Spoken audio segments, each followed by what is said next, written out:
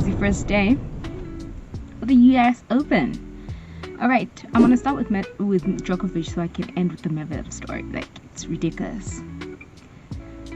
Novak Djokovic was surprised at how badly I was feeling the first match since Wimbledon.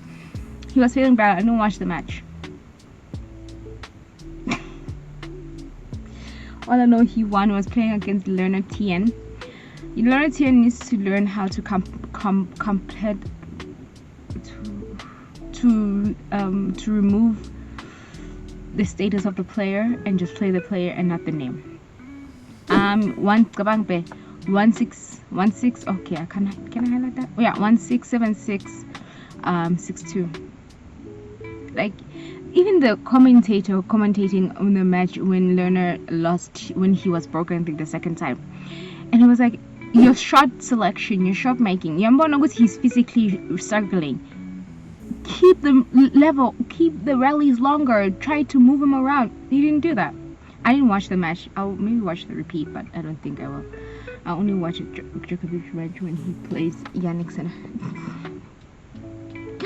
So apparently, Djokovic mentioned that the length of the first two sets, the opener lasted 20 minutes, while the second went on for an hour and 20 minutes. Demeanor and physical condition were also a mystery at times.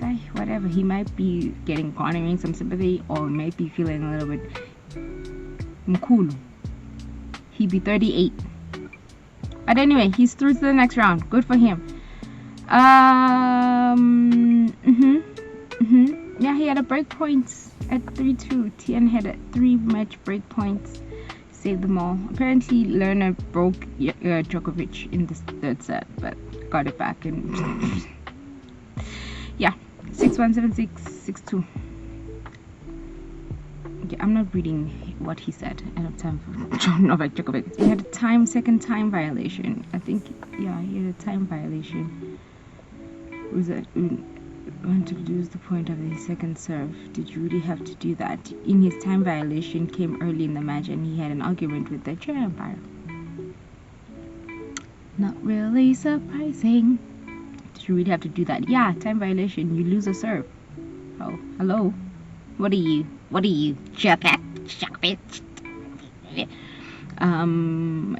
the end of the set, he required treatment. Revealed after the match that he wasn't sure what's wrong. I'm not. Then he explains. You can pause to read it. I'm not going to be doing that. I don't care for Djokovic, honestly. Let's move on to this crazy ass story, okay?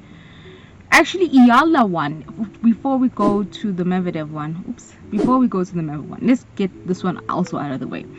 Alexandra Iyala pushed by her flag-waving Filipino supporters to court Clara Canza at the finish line. So apparently Clara was 5-1 up, serving for the match, and then Gail broke back, 5-all, 6-5, 6-6, tie break.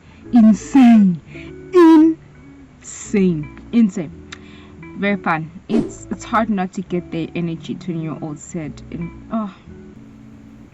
when sometimes I feel like you have to tread lightly with fans. Sometimes the fan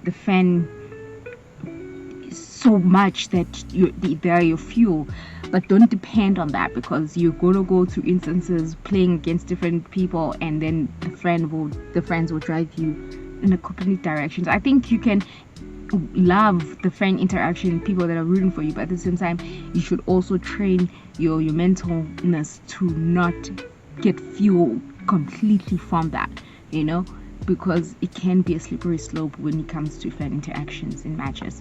But yeah, she won. It was exciting. Where is it? I don't care for a life story. Clearly not any innovation. Who was she playing? The 20-year-old from the Philippines during her match, Africa opening match against world number 14 seed Clara Townsend on Sunday was successful. I felt bad for Clara a little bit. I think she complained about something, and then the crowd just revved it up after. I think she had a complaint about something. I'm not quite sure, because I didn't also watch the match. I wonder if they're gonna tell us. Are they gonna say anything about it? It's holding at 1-5. raised her fist. Yeah, so it was incredible. You know? When Ilana is hot, no one can either tour or produce winners with such low-dropping mixture of pace and precision. Good for you, girl. They don't tell us exactly. Oh yeah, okay, there it is. So the energy that Ilana took seemed to be siphoned directly from Towson. From the start, the Dane had been rattled by the intensity of the fans. She complained about the noise during points and complained that Ayana kept clipping outside the lines, and she unraveled completely in the first set. Clipping, as long as the ball touched the lines, it's in, babes. Then says she's not excluding positive vibes, like positive. But yeah, double faults. Serving at 5-4, she double faulted twice more and was broken again for the 5-all. Wow, look at that. Look how rowdy the crowd is. Townsend was greeted with something close to a standing ovation because she double faulted. Like 2 hours and 11 minutes. I'm not going to do the video, but yeah. Yeah, I'm not going to read her stuff about it. Yeah, that's the end. Let's go to the sugar and spice and everything nice day story. So this dude ass bitch. I'm kidding. Daniil Medvedev incited with the US Open's Empire decision after a photographer came onto the court during a match point. There was some confusion with the Empire apparently. And confusion because when he was what's his name, Benjamin is hitting and serving for the match, the first serve, the photographer came onto the courts by the side, and then oh crap broke loose, but apparently the photographer was escorted from Louis Armstrong Stadium by security and his credentials were revoked. That's really sad. I feel bad for the man. You could tell that he felt incredibly sad and bad for what he had done, but I think this jackass is the one who incited I shouldn't say that.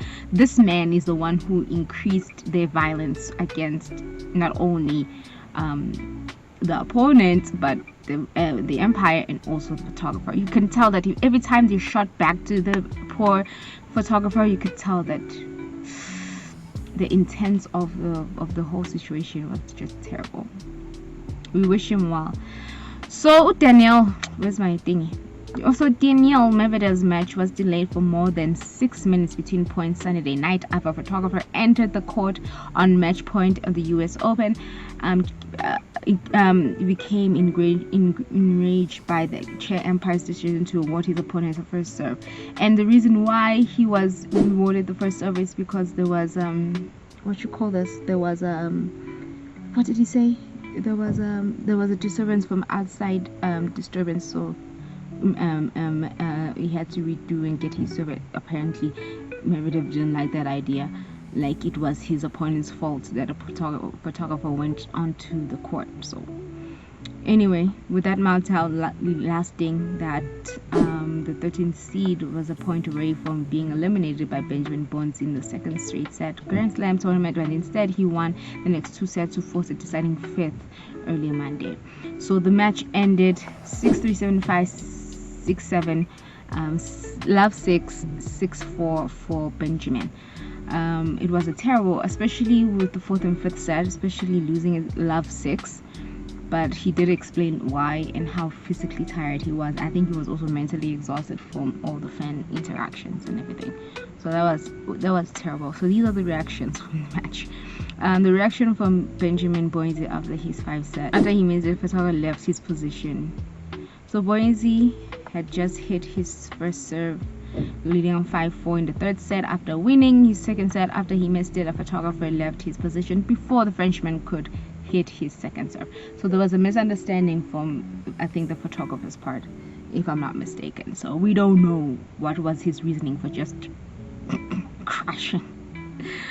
The chair umpire Greg Ellsworth told the photographer to get off the court and then announced that Boise would get another first serve because of the delay, which is a common in tennis.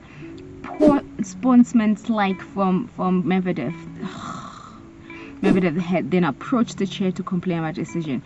He's quoted, I can't even just play the video at this point. He's quoted, he wants to go home golf. He doesn't want to be here. He gets paid by the match, not by the hour. Whoever is showing his back of him. Fuck off. Yes. Kept encouraging loud boos from Armstrong, which eventually lasted so long he then tried to get the fans quiet down so Boise could serve. He double faulted and Medvedev won the game and later the other two sets, and then yeah, as long as he won. Medvedev saves match points and gets a break sets. Okay, so yeah, it was just a horrible showing from this man who's a father of two. So yeah, Spock's wild. So these are actually this is poor man. And to think that Boise didn't even react in such a horrible manner. If it wasn't for this man, like, I don't think there would have been a problem, because how this man reacted, it became a problem. It's just stupid. So Ben was like, bouncers can report was escorted from the court by U.S. security's credentials being revoked for the 25 U.S. Open. Are you a grown man? Yeah, I'll just show you the video and what he said. But apparently he also said he doesn't want to be here. He gets paid by the match, not by the hour. Yelled at the camera before adding, Riley was right. What was he right about? Okay, but in context, thank you so much for the context. In context, the American previously said in February that Ellsworth, that he, quote unquote, shouldn't have a job or should be sidelined for about 4 weeks, maybe learn a thing or two, after he was penalized for swearing at a spectator at the Dallas Open. I'm unhappy with that, and this is what happened for me. You gotta make an altercation with the umpire. It should have been a code violation. There should have been a code violation. This is just for me. It's insulting. He should have got some kind of code violation, but also inciting the crowd as well for having this big break something. Dog said she never seen such a lengthy break because of a crowd, and it was a massive momentum shift in favor. Absolutely. This could have easily now gone games to 5 sets. I really feel. Look at Fred saying the photographer walking on the court when he is not supposed to could have changed the entire. He did, you asshole. He did, dude. Went to 5 sets. Jose to Boise wants. Oh my goodness. Boise wants time violation for Medvedev. He's doing this. I'm not playing. I'm leaving the court. Did he say I'm leaving the court? Anyway. So yeah, this is him. It was the best moment of the entire match when I saw him doing this, hitting his racket, breaking his racket. The energy is wild. Post match, she says thanks to all the ones who were booing. Thanks for the energy in the 5th. It was crazy match point in the 3rd. Crazy scenario, exhausted in the 4th, and even the final set, a crazy win. I have never experienced something like that. I was so difficult to play, so noisy all the time during the point. Between the points, it was a very wild atmosphere, but I tried to stay calm to stay in the match, but it was not easy. At the end, I gave all what I've got. Good job. It's nice seeing this. That was bonkers indeed. But yeah, that's the Medvedev story. Bonkers, that's it. Bonkers. Just sucks. Go back and take the year off, like that's Boris Chestnut said. But anyway, I do have some opinions about this. I'm just saying this man created an atmosphere. When he saw what he was getting too long, he decided to calm things down. Didn't work out. They became more rowdy. He was smiling, busy doing hearts and stuff because the crowd was for him, because he's not usually used to that. It hurt this guy's ability to win the match in 3 straight sets instead of 5. The poor photographer didn't know. He was very remorseful. You can see on his face, especially when the camera panned towards him. He was very remorseful, but it is what it is. He shouldn't have done that. So yeah, he's an ass. Go home. Anyway, moving on. So these are the scores from yesterday, first day one. Ben, the usual people have won. Yeah. Why? My goodness. Okay. Okay. Yeah. These are I shouldn't be moving it that quickly, but I did anyway. Oh, what happened to Ostapenko? Now I don't know if she won or lost. I hope she won though, because she has an ability. And then these are the fixtures for today. Keys will be the one starting. Tia Funikashima, Venus Williams versus Mokova. Mokova all the way. Oh, Becca and Akras, 90%. I don't know. Mboko, I'll be waiting for this one as well. Plus it starts at 5, so I'll be on my seat for that one. You know, and Draper, Parks, and Riva. And Riva has a little bit, but hopefully she can pick it up. Van Evenskop, rooting for you there, man. That means Yannick is playing on Tuesday then, because center court, Lloyd Harris, what time? At 5. So they might put his match, and I really want to see Ugo. I really want to see his match, but anyway, so these are all the matches. There's so many. Anatolian Sky is playing today. I saw McDonald's. Anyway, so yeah, those are the matches that played and matches that are on today. Okay, that's enough with tennis. Wild morning. And now we go to rugby. These are the results from rugby. Let's start with the results. South Africa, nail biting, so close. Very nerve-wracking, that whole match. They did much more better compared to the previous week that they went on. You can tell that they were really not looking forward to losing again, so they made sure to have a winning formula, a winning match. They made sure to win that match. So big ups to them for getting that match, but they still need to go back and iron out a few things. People are very pessimistic. A lot of South African fans are very pessimistic. It's the worst game in rugby. No, they're falling off. What is going on? Relax. They come off out of a devastating, very surprising, embarrassing loss. Do you think they're gonna come back 100% and play the most wonderful brand? No, it takes time. They'll be fine. Leave them alone. So I actually had a lot of opinions in the weekend, but now that I had time to calm down, I don't have much to say. But we need to just be patient, be kind. The World Cup is a year and a half away. The South Africans also need to lose some matches in order to get things right and keep the needle moving. Okay, we cannot expect them to win every match. And then you see they lost 29-23.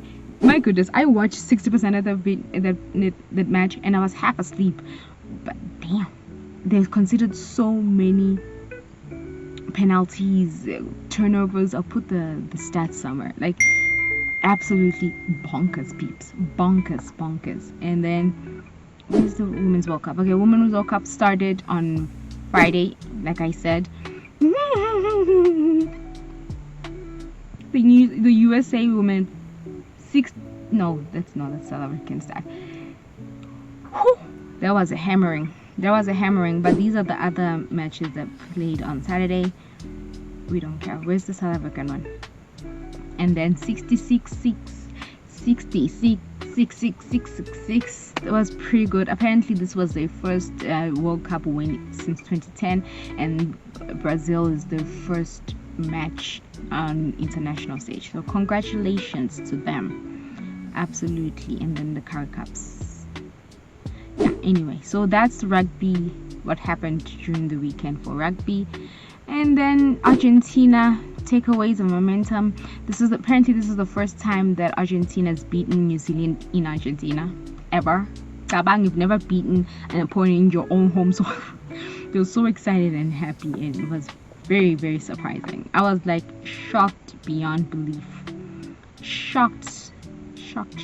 Yeah, but I'll just post the. And then comment from Rassi. Far from exceptional, Springboks cause alarm despite Andre Pollard's heroics. I think Andre Pollard is a much of an anchor when it comes to this team, especially for the number 10 jersey. I feel like it was on the wall. It was written on the wall that Andre Parra was going to play in this match, and not Mani Lebok, and they'll make sure that what's his name, Ngomezulu, was not going to kick a single ball, and he didn't kick a single ball. And then Andre played the full 80. He did bring some presence, he did bring some leadership into the match as well. You can sense the presence. You can also tell that even Irban was guns blazing when he came in the second half. He said, I'm going to fight for every ball, I'm going to fight for every tackle. Ox also played wonderfully. He made he landed a lot of tackles as well, so it was amazing. Yeah, a lot of ups and downs, still so much better in the turnovers as well compared to the previous match. So lineup's still a problem, but it's gonna be good. It's gonna be good. So let's see what Rassi said. Rates it out of 10. Where is it? So for Rassi, well, probably the scoreboard. He said when asked about his highlights of the game, I don't think we as a group underestimated Australia at all. We said it in the last week, those 22 points they scored put a whole world on alert on how good they are. We found them extremely difficult to beat. I think the Lions did too in those 2 tests. They really feel they missed 2 vital penalties within 7 points, which would have made it really tough for the last few minutes. After the loss, you lose a little bit of belief. We won 8 on the trot and then lost 1. I think we're now 9 out of 10, but you do lose a little bit of belief. So yeah, it's sad that they didn't get the bonus, but the big thing for us today was to try and win, not let them get a bonus point. So they accomplished that. So yeah, man, what do you want? Man. So these are the comments of everything. Yeah, I'm not gonna read this entire thing, because they do ask him about the New Zealand matchup, and that was before New Zealand played. But yeah, if I recorded this on Saturday after that match, this video would have been 45 minutes long, just me ranting about rugby. But now, since I've calmed down and had a little perspective, it's on the up from here. Okay, that's rugby for you. And now we go to, oh wait, one more story for rugby. The SA rugby confirms Big Kanya out of the New Zealand tour amid doping case. It's on the news, so you know what's up. But he tested positive during a random doping test conducted by South African Institute of Drug Free. He tested positive for non-performance enhancement substance. According to the statement by SA Rugby, he will dispute, and he has committed to an anti-doping violation. I think he had it prescribed by a medical doctor earlier this year for whatever reason. So this is the statement. I can't open fully, but yeah, he was transparent about his declaration, acted in good faith, and at all times followed the medical due process as prescribed by the industry. He relied on the relevant professional medical advice. At no time did he seek to obtain an unfair advantage, nor did he take any medical substance without prior medical authorization. So yeah, it's kind of like almost the Yannick Sinner situation when it comes to this one. But yeah, we'll keep you posted on that story. On to, yeah, this is the same one. Now on to football. I didn't watch the 2-0 loss by Man City, so I can't really talk about it. So I'm not gonna say much because I really didn't watch it. So I feel like it's gonna do a disservice to me and this video length if I talk about it. But these are the results, and Liverpool's playing tonight. So yeah, so they are playing tonight. But I'm not gonna talk about it. So I'm just gonna show you the results in bounce. Man City though. Okay. And then cricket, Punjara retires from cricket after 13 years. Okay, I don't know. That's the only headline. Okay, bye. Okay, and then Australia beat South Africa dismal in the last ODI test. Look at the score, dude. I'm gonna just put it on the screen and let us cry. Look at that. 300s for Australia and 150. 155 all out.